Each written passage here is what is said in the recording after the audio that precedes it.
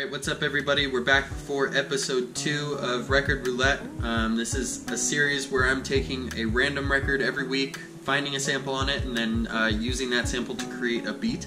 So this week I decided to let you watch the process because I realized that if you didn't see me picking the record, you might think that I was just putting one aside that I had already heard anyway.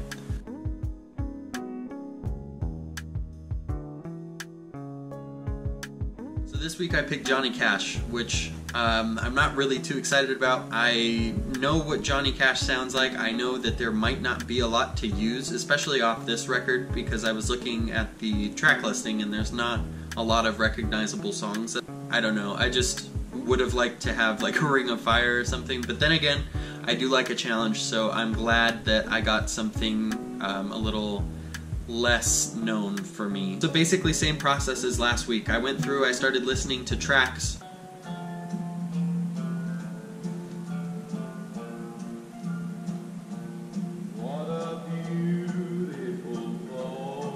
Hoping to find something that I could use.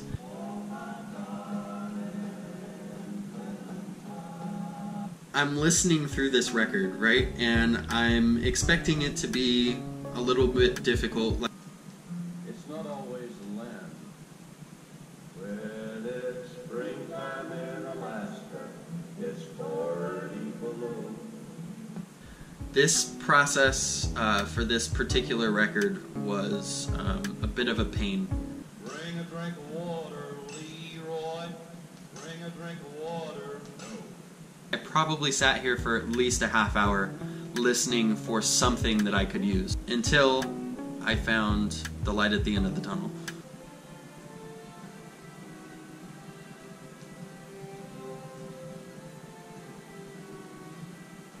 I discovered the valley of the shifting whispers.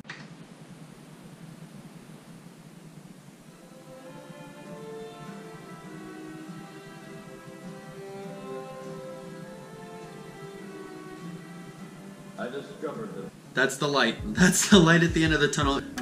It's really just a couple chords, but it's something melodic, something that sounded a little interesting, and something that I could use to make new sounds, basically. This style of sampling is a little different than what some people do.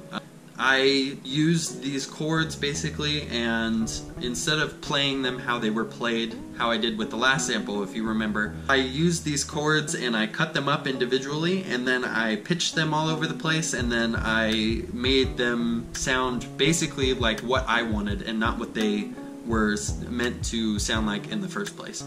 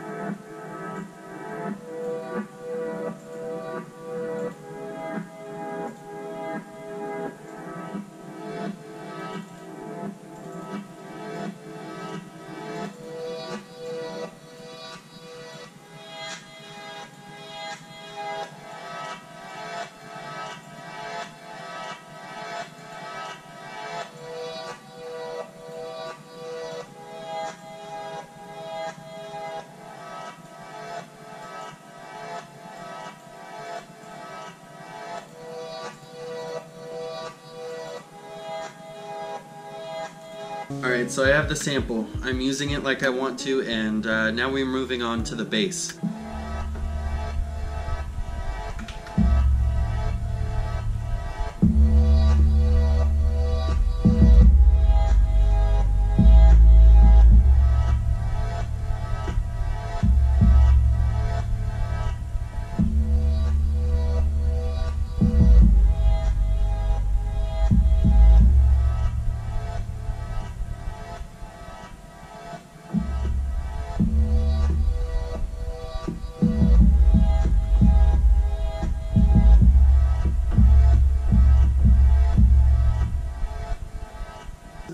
Most of the times I do my drums first. For whatever reason, after hearing this sample, I wanted to get the bass line down because I wasn't quite sure where I was going to go with my drums yet.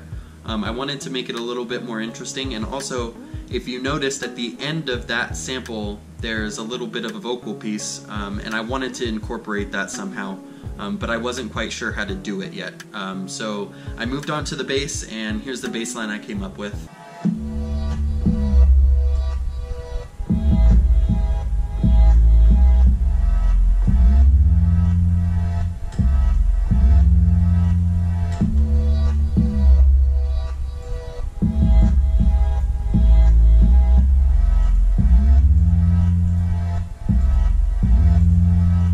So after I got the bass line down, I moved on to doing the drums.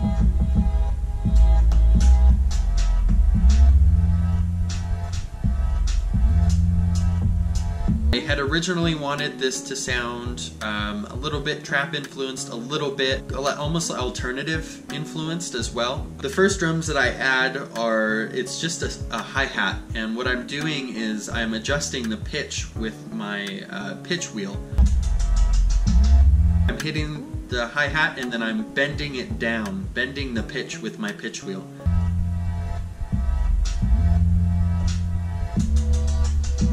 This track actually didn't end up making it into the final project. It clashed too much with the other drums that I was going for, and so I ultimately decided to remove it. The other drums that we have going on is kick drum,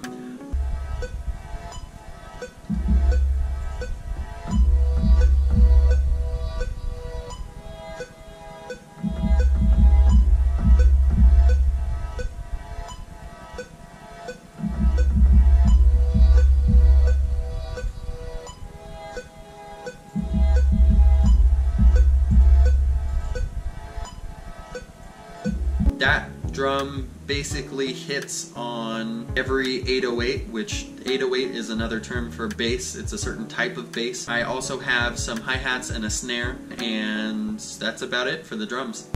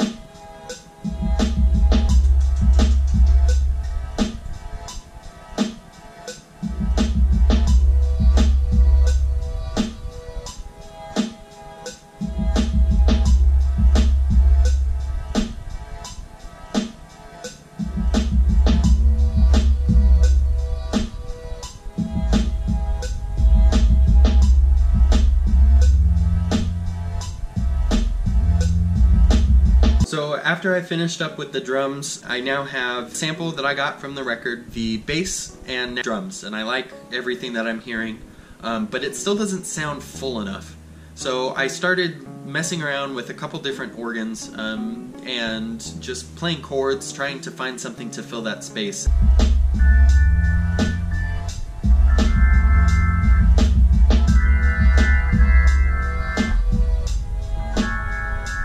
like, you know what, this isn't doing the job that it's needing to do. It's not filling the sound enough.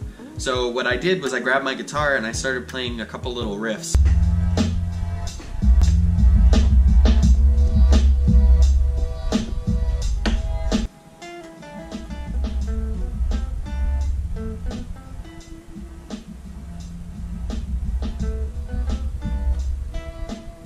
I finally found one that I liked, and then what I did was I put that into my software just as the raw sound, and then I added distortion to it, so it basically made it sound like I was plugged into an amp, and then I added some reverb and what's called a phaser.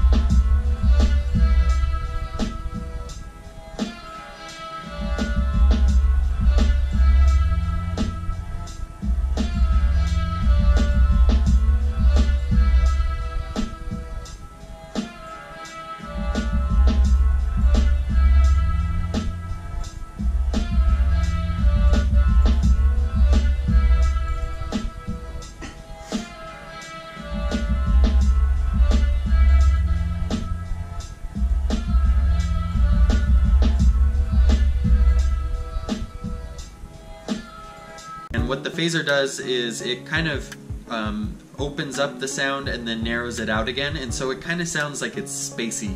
I don't know any other real way to describe that.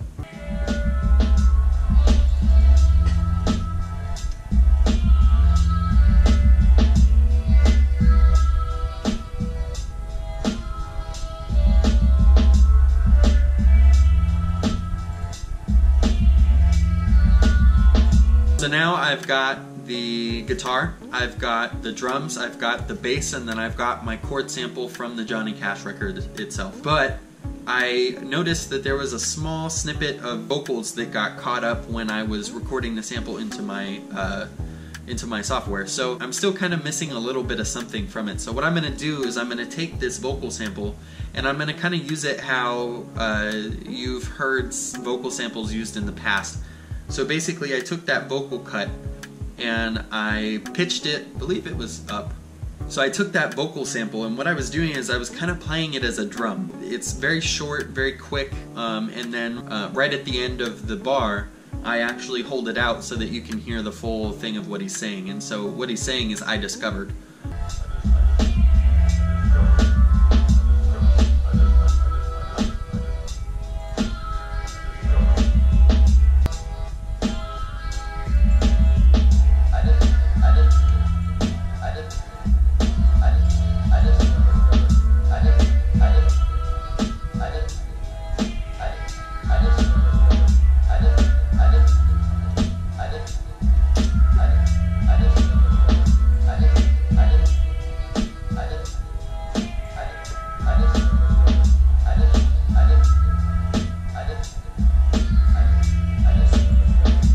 I had to be a little bit more creative with the sample. I really enjoyed taking something that I didn't necessarily have handed to me like the last one. The last one was pretty easy. I didn't have to add much to it to make it sound good.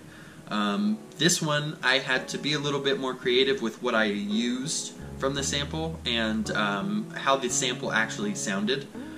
So that was a lot of fun, trying to piece it together and just make something that I was satisfied with coming from the sample that I had. I hope you enjoyed the video.